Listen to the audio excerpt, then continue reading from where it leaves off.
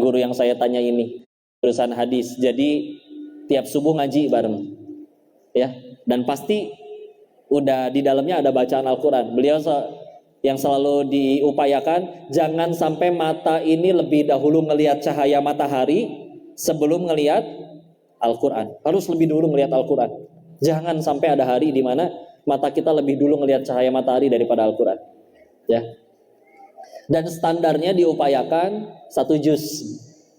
1 juz ya 20 halaman ya. Tapi kalau bacaannya udah lancar, cukup Bu, 40 menit cukup. Nggak ngebut itu teh, standar aja, lancar. Apalagi kalau hafal. Imam Syafi'i, karena beliau hafal ya, beliau itu standarnya baca 1 juz tuh 20 menit karena hafal. Ya kayak kita baca kulhu lah, cepet banget kan. Allahu akbar, udah kan. Saking hafalnya ya, surat andalan ya. Maka pada ketawa menjiwai ya. Insyaallah. Bagus, itu keren itu surat ya. Faedahnya banyak. Cuman ya kasihan atau surat yang lain ya, baca juga ya. Insyaallah. Udah gitu baru berangkat kerja, masih harus kerja. Beliau seorang guru, ngajar, jam 7 pagi berangkat. Tapi lihat bedanya jam 7 pagi beliau dengan jam 7 pagi orang kebanyakan. Jam 7-nya pagi beliau itu keluar rumah mencari nafkah dalam keadaan udah tahajud, udah sholat subuh tepat waktu berjamaah di masjid, udah menuntut ilmu, udah baca Al-Quran 1 juz. Jam 7 paginya keluar dalam keadaan seperti itu. Di saat orang di luar sana bangun keluar rumah sama jam 7 pagi, tapi bangunnya 7 kurang 15. Itu kayak nggak sempat sikat gigi, ya, bojigong ya. Udah keluar. Itu beda Bu. Hari yang udah bekalnya pagi-pagi udah kayak gitu, demi Allah beda. Beliau guru, namanya guru, secapek-capeknya sesore-sorenya ngajar nggak mungkin sampai malam betul. Ya sekolah sesore-sorenya sampai asar. Kadang cuma nyampe zuhur. Dan pasti ada jam istirahatnya. Dan beliau jam istirahatnya Bu, punten. Beliau pasti sempetin untuk sholat duha. Kebiasaan beliau kalau tahajudnya udah 11 rakaat, maka duhanya 8 rakaat. Kalau malamnya nggak tahajud atau tahajud tapi nggak nyampe 11, maka duhanya beliau 12 rakaat. Ini contoh Nabi soalnya. Ya, Nabi juga begitu. Ada riwayat yang menyebutkan standar Nabi segitu. Ya. Dan memang standar seorang mukmin itu sehari 40 rakaat. Berapa? Yuk hitung ya. Yang wajib 17. Kalau ditambah tahajud 11 berarti udah 28. 28 ditambah rawatib. Ambil aja rawatibnya yang 10. Qobliyah subuh, qobliyah dan badiah zuhur dua-dua, terus badiah maghrib, badiah isya udah 10 cukup. Kalau mau ditambah qoblah dan badiah zuhurnya 4 juga ada riwayat lain yang menyebutkan bahwa diharamkan api neraka baginya. Banyak keutamaannya, ya. Atau qobliyah asarnya juga bisa 4 kalau mau, tapi jadi tambah banyak silakan sebagai sebanyak-banyaknya. Tapi standarnya 10 itu dulu. Berarti 28 tambah 10 38. Tambah duha 2 udah cukup. Standar mukmin dalam sehari, ya. Dalam catatan sedang tidak safar ya, karena kadang kalau safar boleh dijamak, ya. Terus beres ngajar pulang jam 12. Kalau tidak ada kajian, ada waktu untuk ngejemput anaknya. Di saat kadang ada orang tua yang ketemu anak tuh udah malam, anak udah tidur, ya. Ini ada waktu jemput anaknya sekolah. Beres, nyampe rumah sore, bisa nemenin istrinya, atau kadang mampir ke rumah orang tuanya birrul walidain. Habis maghrib, ya suka ada kajian lagi, sampai pada isya, beres, selesai, pulang, berlalu lagi seperti itu. Jam 9, jam 10 tidur, jam 3 udah bangun lagi. Dalam sehari, cukup buat semuanya. Utang, jelas gak punya, bahkan bisa ngutangin orang. Walaupun, tapi kan kok yang didapat gak mungkin dong miliaran. Oh iya, tapi kita tahu ya, bagi orang yang sudah seperti beliau, bisa tahajud 2 rakaat lebih mahal daripada punya uang miliaran.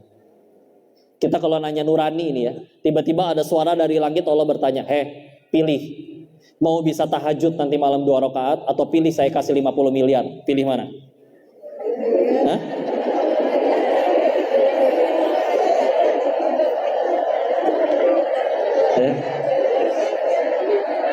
Masya Allah.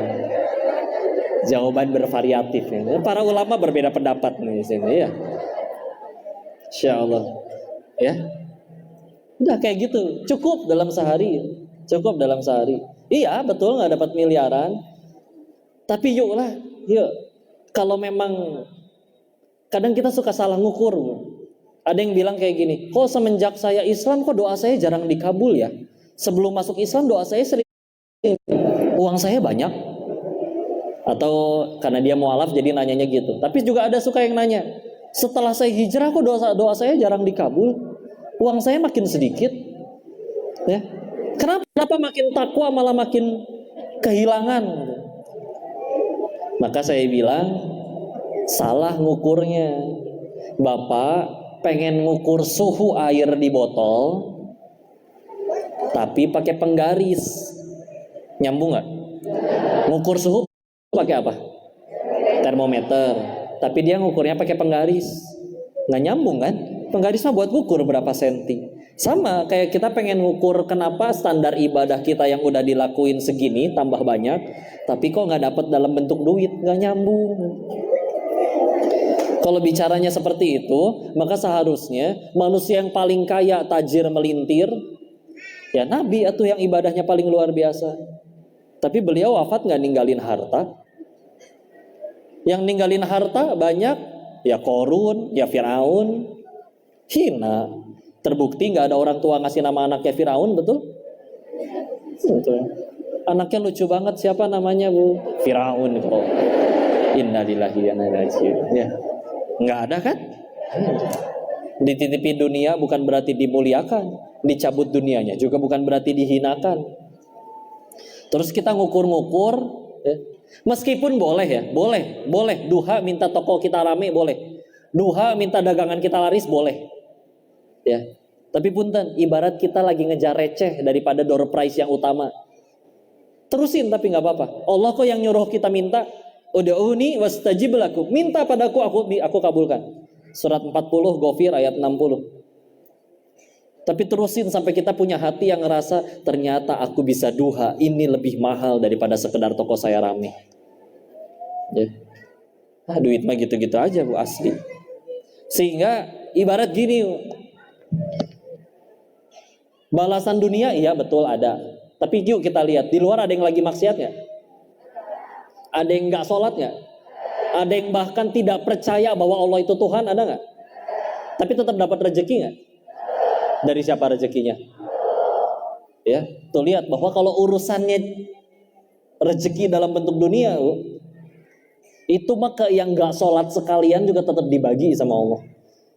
Terus kita ngukur dengan sesuatu yang itu dibagikan ke semuanya, enggak, salah ngukur, ya, salah ngukur. Sedangkan balasan yang disediakan untuk orang beriman nanti jauh lebih nikmat, tepatnya memang di alam setelah kematian. Orang nyebutnya surga dan lain-lain. Kok surga seperti apa? Silakan bayangkan senikmat apa surga menurut akal ibu-ibu semuanya. Demi Allah, yang kita pikirin itu bukan surga, karena surga pasti lebih nikmat daripada yang kita pikir. Ya, karena nggak bisa diukur pakai akal. Kalau masih bisa kepikir, mungkin gini kali ya, pasti bukan surga, karena pasti lebih nikmat. Ya, nggak bisa diukur. Ya, terus kita udah sholat puasa sedekah iya, tapi yang diminta mana kok dagangan saya nggak tambah rame ya Allah. Ini sama aja kayak orang ikut lomba, hadiahnya dua pilihannya, satu pensil patah, satu villa mewah. Udah juara, udah ngelakuin, tapi dia minta hadiah, mana pensil patah saya? Ih, kamu tuh mau dapat villa atau enggak? Gak mau, maunya pensil patah. Ngaco nggak Bu? Lebih pilih pensil patah daripada villa mewah? Padahal yang Allah janjikan daripada sekadar dunia nanti nikmat di alam surga tersebut. Ya. Tapi kalau kita nyamas, mana kok dagangan saya nggak rame, mana kok dia tidak jadi jodoh saya dan lain-lain yang judulnya masih dunia, bukan itu balasannya. Sedangkan Nabi banyak mengingatkan ya, contoh jalan-jalan dengan para sahabat menemukan bangkai anak kambing cacat. Udah mah anak kambing, dagingan Bu. cacat pula, dan udah jadi bangke, diangkat sama Nabi. Siapa yang mau ini? Kata para sahabat teh, itu hidup juga kami nggak mau, wahai Rasul. Apa kata beliau? Ketahuilah di sisi Tuhanmu, dunia dan seluruh isinya tidak lebih berharga daripada ini. Ya. Terus kita ngejar itu, padahal ada janji balasan lebih indah. Atau di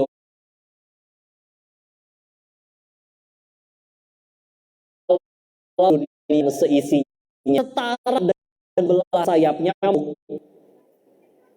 nyamuk, ya. Maka kalau aja Allah tidak akan sudi memberi minum segelas air kafir. Maksudnya apa kok? Punten, saking dunia ini nggak ada harta, ada harga Allah, saking nggak ada harganya, mau yang sekali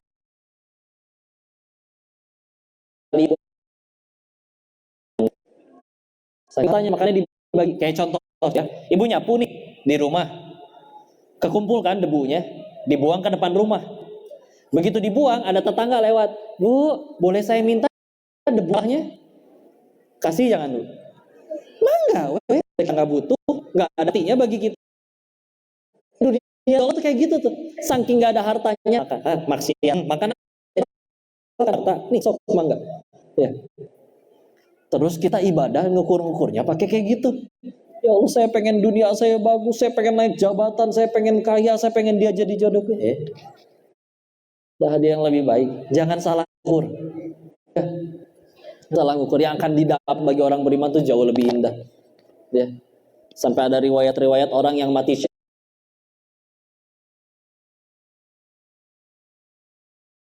pengen mati lagi. Saking taunya, kalau dia udah tahu bagaimana gaji syahidnya. Di kitab Riyadhus Shalihin contoh, ada bab tentang menceritakan tentang lapar. Ya. Ada orang lagi sholat lapar, saking kelaparannya pingsan, saking kelaparannya. Nabi komen, apa kata beliau? Al-Qamaqala Rasulullah Muhammad SAW bersabda yang maknanya, kalau orang yang pingsan itu tahu surga senikmat apa yang menantinya karena dia menahan lapar tersepi daripada itu. Dunia mah gitu-gitu aja, Bu, asli. Ya. Terus kita jadiin tujuan utama, nggak layak. Ya, nggak layak. Karena punten ya, ini mah obrolan kami nih waktu sama-sama masih di Thailand, diuji dengan harta walaupun jelas-jelas haram. Tapi kita suka ngobrol. Kalau ada orang pengen jadi kaya sampai ngehalalin segala cara, ya, alasannya cuma satu. Apa alasannya? Belum pernah kaya. Nah, penasaran doang. Makanya sampai ada istilah OKB, tahu? Apa? Orang kaya blow on. Beneran, dia masih kaku aja, biasa kan pakai sepatu baru juga kaku, ya enggak? Dia orang tahu, kok tapi kan punya uang bisa beli makanan banyak, yang lain sebungkus, kita 1000 bungkus. Bagi yang udah kaya asli, tahu, emang perut saya muat? Enggak. Tapi kan bisa dibesokin, emang besok masih enak, belum basi. Tapi kan bisa diangetin, enggak akan lebih enak daripada beli baru. Terus gimana udah kepalang beli banyak? Coba gara bagiin. Ngelihat senyum orang-orang yang bersyukur dengan dapat sebungkus nasi tersebut. Beda. Lebih membahagiakan. Sadar. Lagian punten loh ya. Tempe bacem yang nyaris basi sama steak tenderloin daging wagyu import ya, seporsi ya ngan sakia 1,5 juta. Bedanya di mana? Bedanya cuma 5 cm nih di sini. Ya, kalau dia cadel berarti 3 cm. Lebih pendek kan kalau cadel ya. Begitu udah ketelan, masuk lewat tenggorokan nyampe perut, emang kenyang makan tempe, emang kenyang makan daging beda. Sama, bega-bega juga. Apa yang lebih sama? Sama-sama bau keluarnya. Iya beda rasa tapi cuma 3 cm kan di mulut doang. Begitu udah nyampe tenggorokan, asin ya. Enggak, ya. Tetap aja. Ya. Dan yang sama keluarnya sama-sama bau. Enggak ada. Ini kenapa makanan mahal begini kok? Oh iya, nanti keluarnya wangi. Enggak, asli bau. Jadi ini pabrik sepatu ya. Pas tawarin sepatu, sama aja lah bu. Sepatu 50.000 sama sepatu 50 juta angger, bau cokor. Diinjek-injek juga. Maaf ya, saya di Bogor Sundanya agak aneh. Ya, udah kalau saya pakai Mandarin ibu tambah pusing. Sama aja. Iya kan? Doang, masalah doang. Orang bilang ya, kebutuhan manusia katanya ada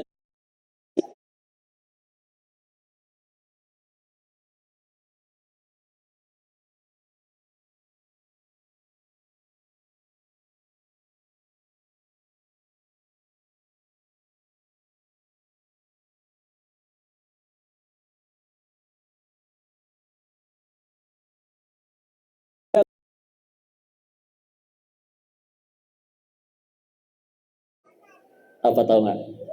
Kebutuhan ingin diakui orang lain. Masa sih kok? Apa bentuknya contohnya? Kaki kita ada berapa? Berarti butuh alas kaki berapa? Kenapa ada yang 50 pasang punyanya? Ntar ada yang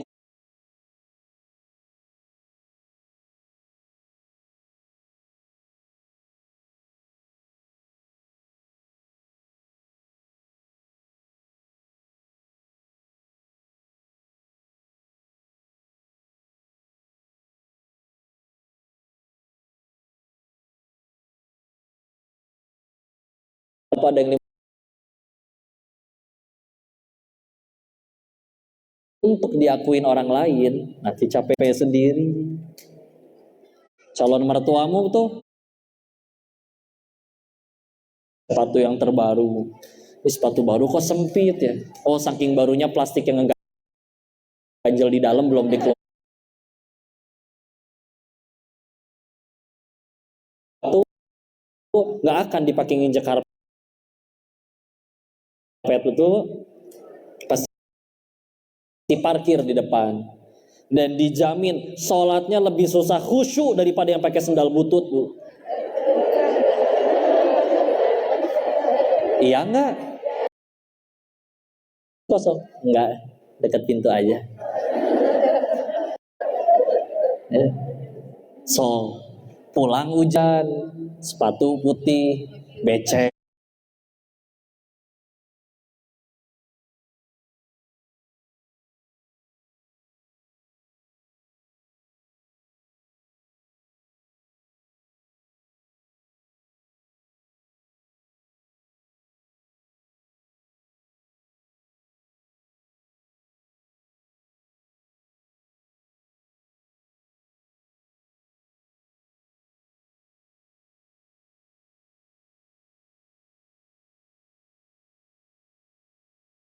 Pas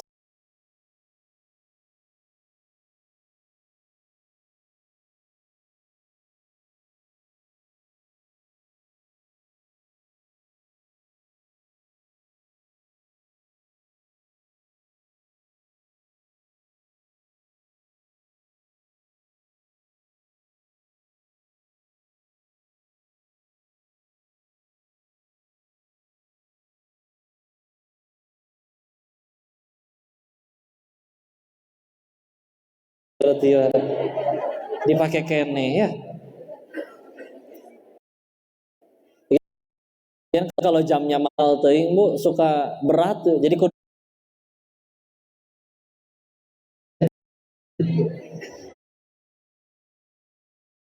8.000 ya man di Shopee.